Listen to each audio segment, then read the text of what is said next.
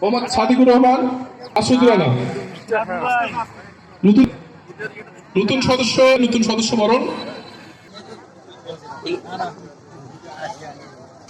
হারুনুর রশিদ। মাকসিক দুঃখ ভাগ হবে, হলি মঙ্গল হোক, সকলেরই রক্ষণ হোক।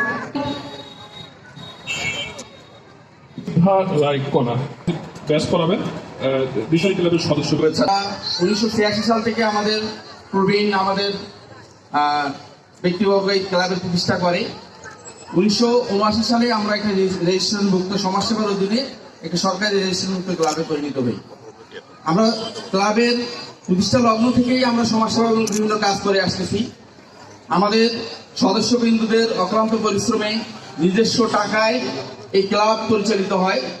আমরা বিভিন্ন সময় সরকারের যে কার্যক্রমগুলা সম্মানিত উপস্থাপককে আজকে দিশারি ক্লাব একটি মহতি উদ্যোগ নিয়েছে। দুদিন ব্যাপী যে মেলা, বিজ্ঞান মেলা আজকে শেষ দিন। আজকে শেষ দিনের এই সমাপনী অনুষ্ঠানে এখানে উপস্থিত আছেন আমাদের অত্র উপজেলার সমাজসেবা কর্মকর্তা, আমাদের প্রকল্প বাস্তবায়ন কর্মকর্তা, কল্যাণ ইউনিয়নের বিএনপি দলীয় আহ্বায়ক, দিশারি ক্লাবের সভাপতি, সহসভাপতি, সম্পাদক, কোষাধ্যক্ষ সহ অন্যান্য সদস্যবৃন্দ, আমাদের ক্ষুদে বিজ্ঞানী শিক্ষার্থীবৃন্দ, আমাদের সামনে উপস্থিত দর্শকবৃন্দ, এখানে আরো উপস্থিত আছেন আমাদের বড়দরগা হাই স্কুলের ভারপ্রাপ্ত প্রধান শিক্ষক এবং আশেপাশে যে স্কুল আছে বিদ্যালয়গুলোর শিক্ষকবৃন্দ এবং অন্যান্য উপস্থিতি, সবাইকে শুভেচ্ছা জানাচ্ছি এই সমাপনী অনুষ্ঠানে।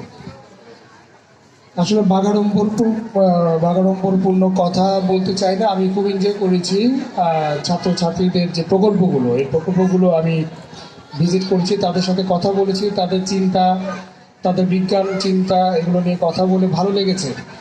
তারা যে জ্ঞান ও বিজ্ঞান চর্চা নিয়ে চিন্তা করছে এবং চর্চা করছে, এটি একটি গুড সাইন। আমরা সামনের ভবিষ্যৎ উজ্জ্বল দেখতে পাচ্ছি। আমরা মনে করি যে আমাদের এই যে সন্তানরা যারা বড় হচ্ছে, তারা যে ডেমনস্ট্রেশনগুলো দেখালো আজকে আমাদের, তারা নিশ্চয়ই আগামী দিনগুলোতে আরও বড় কিছু জাতিকে উপহার দেওয়ার জন্য প্রস্তুত হচ্ছে। একটি কথা আছে যে কঠোর পরিশ্রম, কঠোর প্রশিক্ষণ এবং সহজ যুদ্ধ। সুতরাং যুদ্ধে নামার আগে কঠোর প্রশিক্ষণ থাকতে হবে। প্রশিক্ষণ যত কঠোর হবে, কাজ তত সহজ হবে। এগিয়ে নিয়ে যাওয়ার জন্য, সুশৃঙ্খলভাবে এগিয়ে নিয়ে যাওয়ার জন্য, বিজ্ঞানসম্মতভাবে এগিয়ে নিয়ে যাওয়ার জন্য তোমাদেরকেই আমাদের প্রয়োজন। তোমরা নিজেদেরকে প্রস্তুত করো। আর প্রকল্প নিয়ে বলতে চাই, তোমরা যে বিজ্ঞান প্রকল্প যেগুলো তৈরি করছো, এই বিজ্ঞান প্রকল্পগুলো একটু খেয়াল রাখবে যে প্রকল্পগুলোর বাস্তবায়িক প্রায়োগিক দিক কতটুকু আছে, সমাজে এটি প্রায়োগিক দিক আছে কিনা, এবং এটি সাশ্রয়ী কিনা, এবং এটি পরিবেশ বান্ধব কিনা। এই তিনটা জিনিস খেয়াল করে সামনের দিনগুলোতে যে প্রকল্পগুলো নিবে, সেগুলোতে এই তিনটে জিনিসকে মাথায়, প্রকল্পগুলো তোমরা যখন আমাদের সামনে উপস্থাপন করবে, এর থেকে বেস্ট প্রকল্পগুলো আমি কথা দিচ্ছি এটি যেন সরকারিভাবে গবেষণা করে সেটা বাস্তবায়ন করা হয়। সম্মানিত অতিথিবৃন্দ এবং আমার সামনে যে ছাত্রছাত্রীবৃন্দ রয়েছে এবং অন্যান্য যারা গণ্যমান্য ব্যক্তিত্ব, সকলের প্রতি রইল আমার সালাম, আসসালামু আলাইকুম।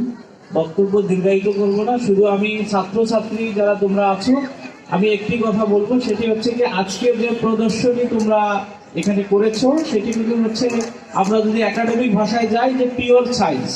কিন্তু আমার একটা তোমাদের কাছে অনুরোধ থাকবে, তোমরা প্রত্যেকটি স্টল যত সুন্দর করে সাজিয়েছো, চিন্তা করেছো, এবং এখানে কিন্তু সূক্ষ্ম চিন্তার বিকাশ ঘটিয়েছে। ঠিক এই চিন্তাটা তোমাদের ব্যক্তিগত জীবনে, অর্থাৎ তোমার ব্যক্তির জীবনে তুমি যাদের সাথে তুমি চলাফেরা করো সেখানে অ্যাপ্লাই করো। এই যে আমাদের বাল্য বিবাহ হচ্ছে, সেখানে তোমার বিজ্ঞান ভিত্তিক চিন্তা অ্যাপ্লাই করো।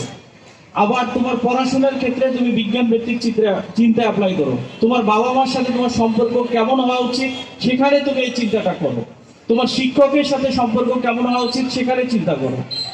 এইভাবে শুরু করে তোমার পরিবারের সাথে সম্পর্ক কেমন হবে, সমাজের সাথে সম্পর্ক কেমন হবে, এই রাষ্ট্রের সাথে সম্পর্ক কেমন হবে, তোমার এই দেশটাকে কেমন করে ভালোবাসা উচিত, এই সকল চিন্তার ক্ষেত্রে যদি তোমার বৈজ্ঞানিক যে চিন্তাটুকু তুমি যদি প্রয়োগ করতে পারো, তাহলে তুমি একজন সফল মানুষ হবা।